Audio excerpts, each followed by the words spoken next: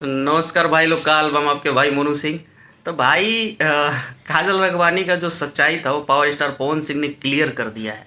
Clear ये किया है कि वो हर बार किसी पॉडकास्ट में बैठकर या तो अपने भोजपुरी बवाल शो में या कहीं भी अपने इंस्टाग्राम लाइव पे आकर एक चीज़ हमेशा मेंशन करते रहती है कि उनको कोई movie power star Pawan Singh के साथ शूट हो रहा था जिसमें किसिंग सीन पवन सिंह ने ज़बरदस्ती डलवाया था।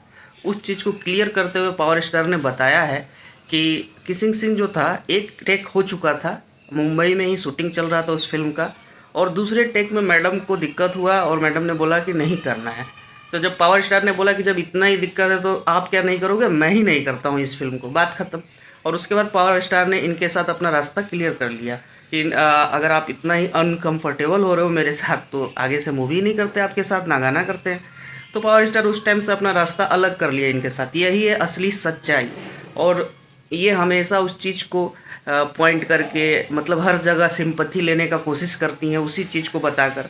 तो ये गलत बात है। बाकी पावर स्टार ने कल के भोजपुरी बवाल शो में अपने जो भाई लाइफ है जो उनके नीलम देवी से शादी हुआ था, जो उस शादी के बारे में पूरी कहानी बताई कि मैं बचपन से उनको जानता था क्योंकि रानू भैया जो उनके बड़े भाई हैं उनके साथ उनकी शादी बहुत पहले हो गई थी। उस time power star Pawan Singh बहुत छोटे थे।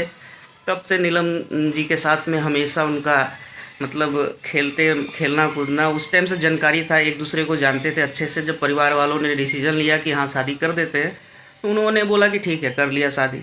और कैसे उनकी मतलब डेथ हुई वो सारा कहानी बताए हैं कि वो मुंबई के फ्लैट में और रात को शूटिंग लेट से आए थे करके, और वहाँ पे आने के बाद कमरे में जाके देखते हैं तो इस तरह का घटना हो जाता है।